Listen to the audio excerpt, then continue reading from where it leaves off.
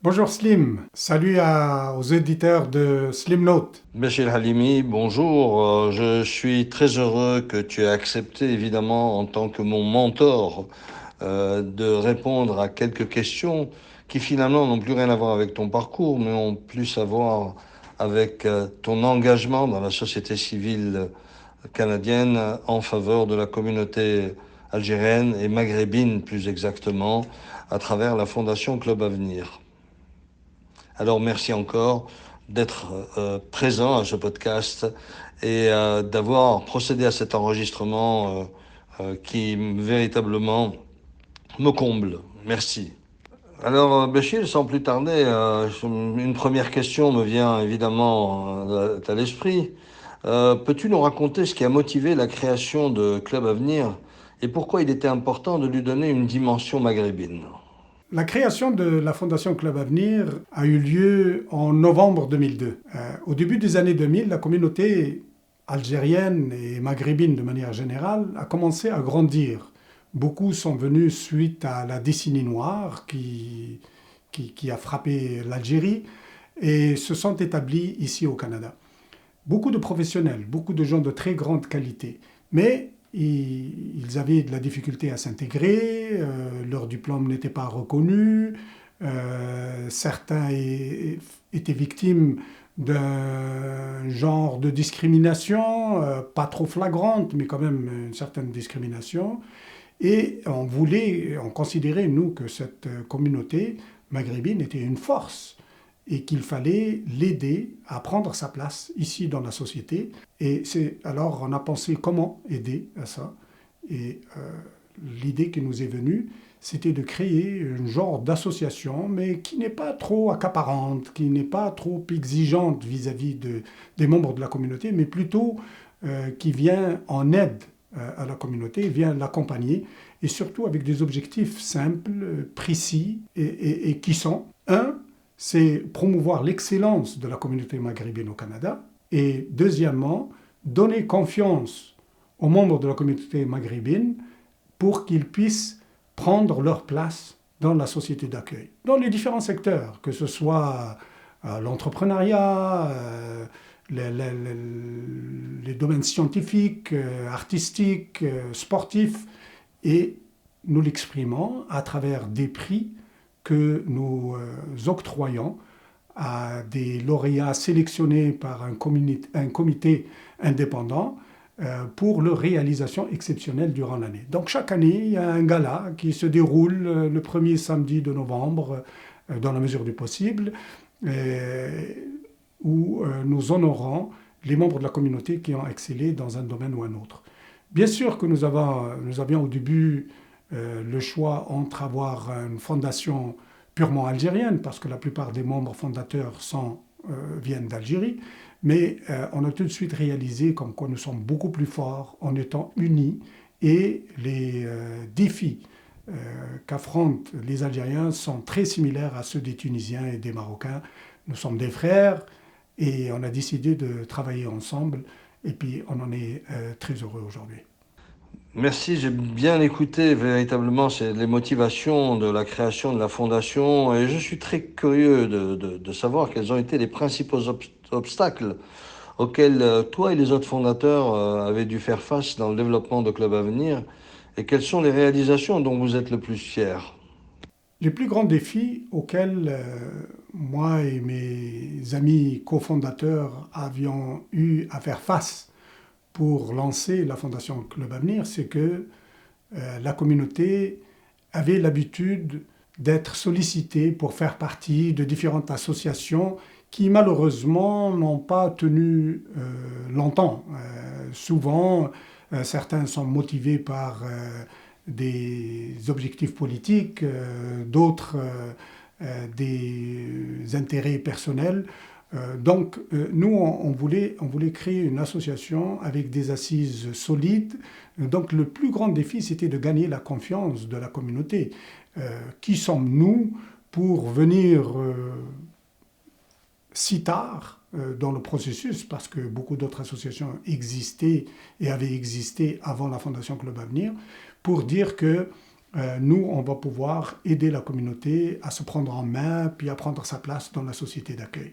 La première chose que nous avons faite, c'est de dire comme quoi nous ne sommes pas vraiment une association qui va être active à l'année longue.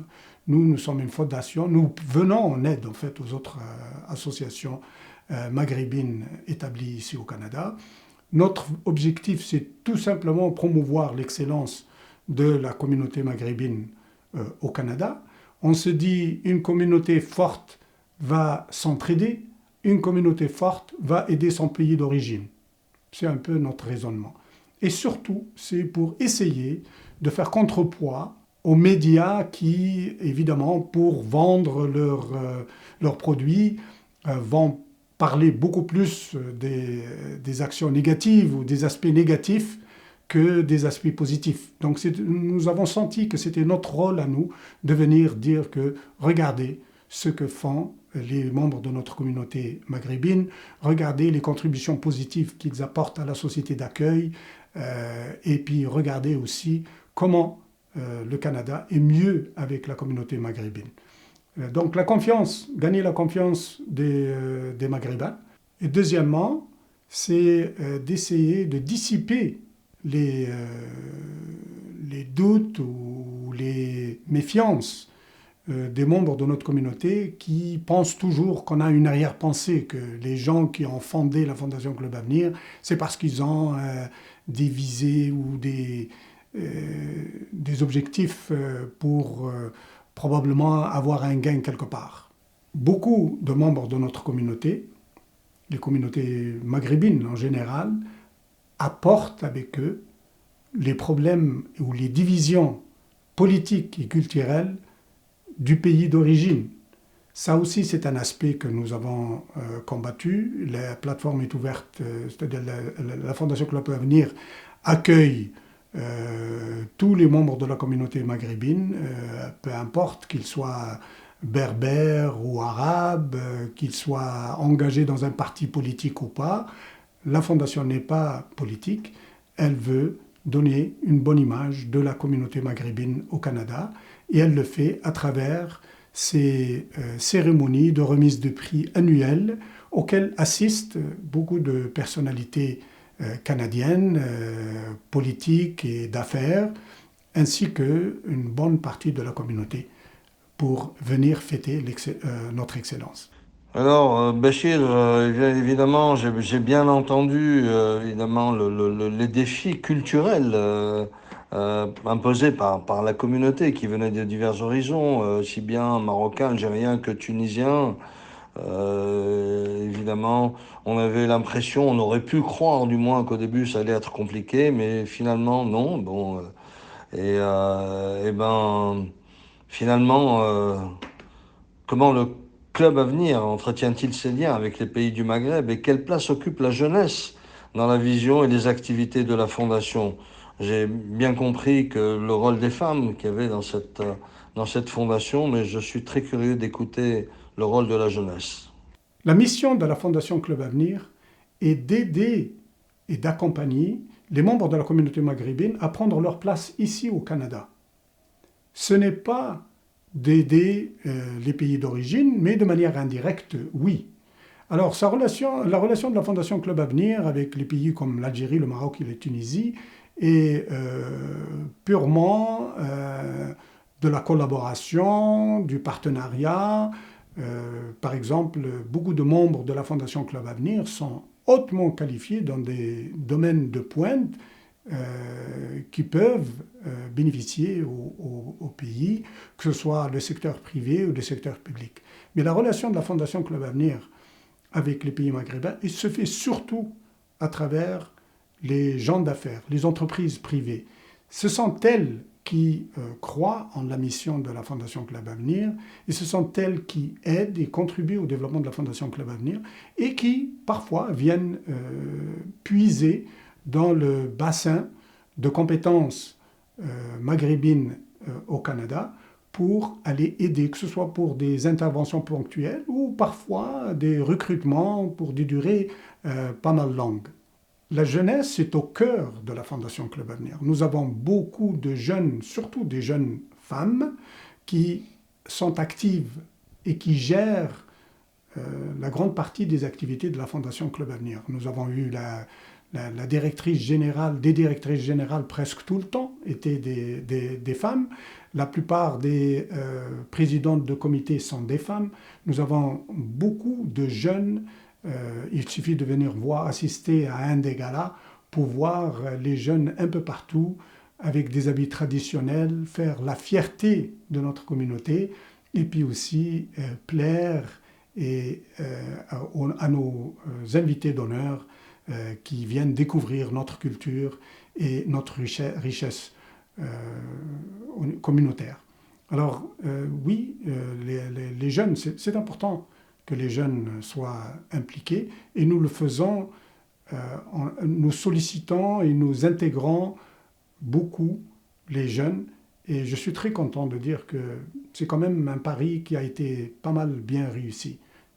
Le nombre de jeunes, je n'ai pas les statistiques, mais je pense que le nombre de jeunes impliqués à différents niveaux du fonctionnement de la Fondation Club Avenir est beaucoup plus élevé que celui des moins jeunes. Et aussi, je dirais que les jeunes femmes, leur nombre est plus grand que celui des jeunes hommes. On en vient à une question fondamentale qui m'avait interpellé dès le début, dès la naissance de la Fondation Club Avenir. C'est la question de la gouvernance de cette association qui, évidemment, si on est pessimiste, elle paraissait difficile à tenir, et si on est optimiste, on pouvait faire confiance à l'intelligence qui a contribué à la création de cette fondation. Donc, en tant que cofondateur, comment assurez-vous la gouvernance de Club Avenir? Vous vous assurez du moins que la gouvernance de la Fondation Club Avenir reste indépendante et à l'écart des conflits politiques ou des tensions entre les pays maghrébins. L'une des réalisations les plus importantes dont je suis, moi et mes amis cofondateurs, le plus fiers est la mise en place d'une bonne gouvernance, la mise en place d'une structure logique, propre et qui peut être pérenne. Nous nous sommes inspirés des expériences passées pour éviter les erreurs et pour mettre en place des processus, une structure, une gouvernance qui ne dépend pas de la personne.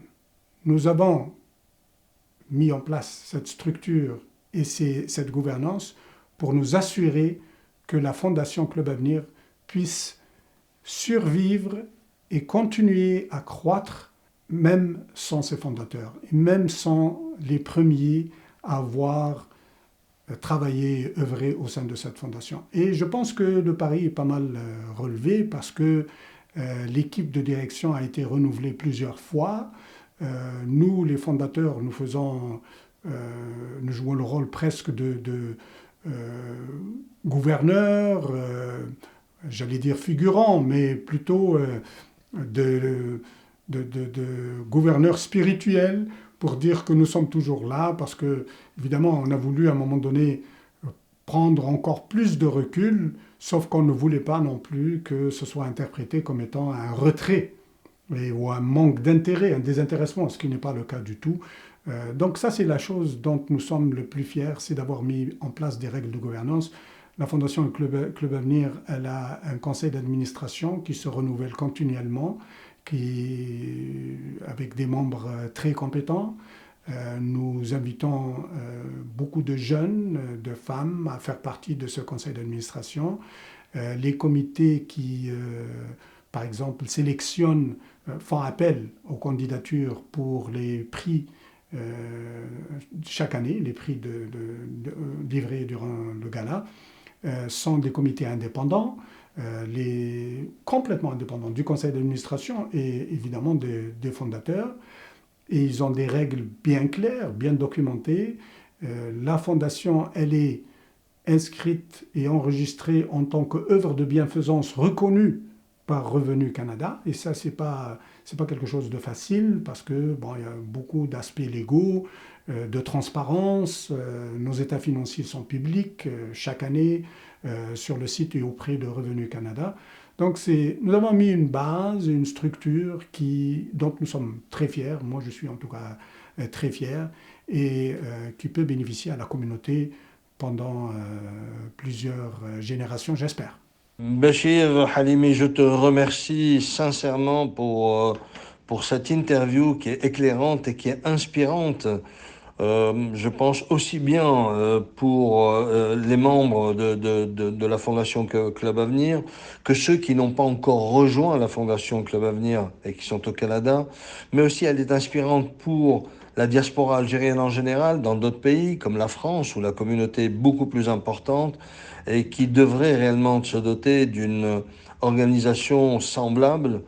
Elle est aussi votre aventure à tous les cofondateurs est aussi inspirante pour les associations basées en Algérie, surtout en termes de gouvernance, où j'ai vraiment beaucoup apprécié cette transparence et cette discipline que vous vous êtes imposée pour rendre la Fondation Club Avenir crédible, et la crédibilité évidemment qui est portée par des gens plus que crédibles. Je te remercie encore 1000 fois et je suis honoré et très heureux que tu sois mon mentor, Béchir. Merci, à bientôt.